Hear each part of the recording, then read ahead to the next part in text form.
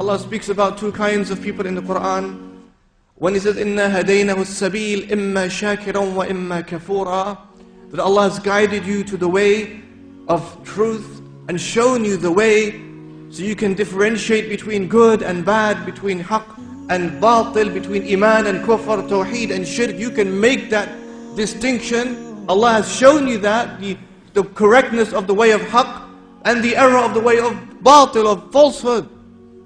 Whether you be grateful or whether you are extremely ungrateful, kafur, fa'ul, whether you are truly an ungrateful person.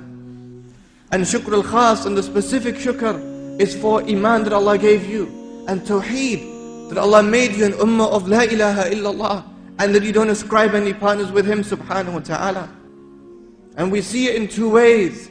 Like Ibn al-Qayyim says, rahmatullah alayh, shukr al-am, al-mat'am wal-malbas wal-mashrab wa quwwat al-abdan, wa shukr al-khas al-iman wal-tawheed wa quwwat al-qulub.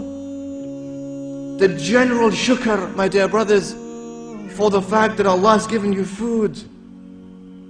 Just think, Allah has given you food and drink, and that satisfies you. And there are people on this planet, on earth, who don't have food, let alone the big things that we are waiting for in our lives, and the big things we're expecting to happen to us, and the big homes we're expecting to build or to buy. Leave all of this. People simply don't have food. They don't have bread. They don't have water. And Allah requires from you to acknowledge that and think about that.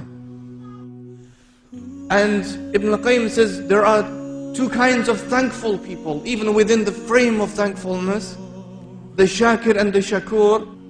The shakir is the one who thanks Allah for the things he sees in front of him and the many blessings that come his way.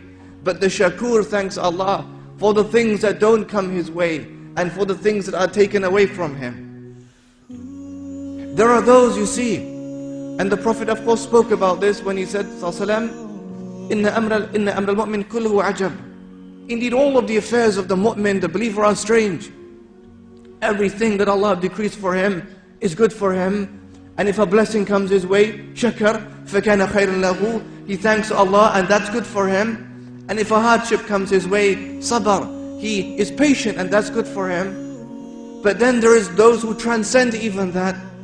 Because even in the times of difficulty, where people's recourse is to moan and complain, and to swear, and to abuse, and become abusive, because they're angry. How could this thing happen to me? But the shakur is not like that. He would thank Allah in hardship as much as he would thank Allah in ease. He knows because everything is a blessing from him.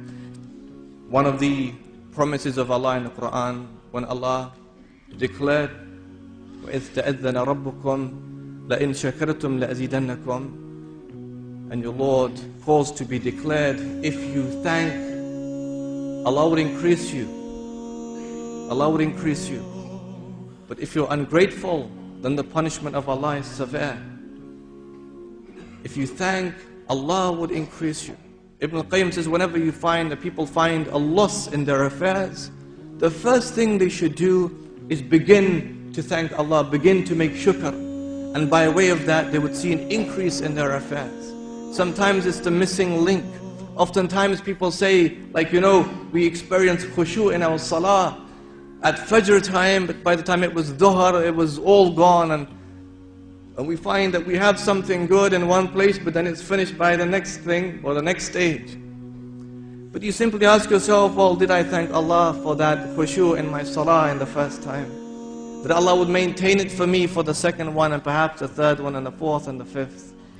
That if Allah gives you a blessing at one point, did you remember Him and thank Him for that blessing, that Allah would increase you in that blessing? We should remember that, my dear brothers. And one of the ways, my dear brothers, to try and become more thankful and grateful people is to take this hadith at heart. When the Prophet said, sallallahu alayhi wa sallam, انظروا إلى من أسفل منكم ولا تنظروا إلى من هو فوقكم فهو أجدر أن لا تزدروا نعمة الله سبحانه وتعالى. Look to those who have less than you. Look to those who are lower than you. not to those who are higher than you, or not to those who have more than you. Because if you always look to those who have more than you, it will make you undermine the favor of Allah upon you. If you're always looking up and you're never looking down and trying to see where are other people so I can be higher than them, and never considering those who are low and don't have all the many wonderful things that you have, you will begin to underestimate or undermine the favor of Allah subhanahu wa ta'ala upon you.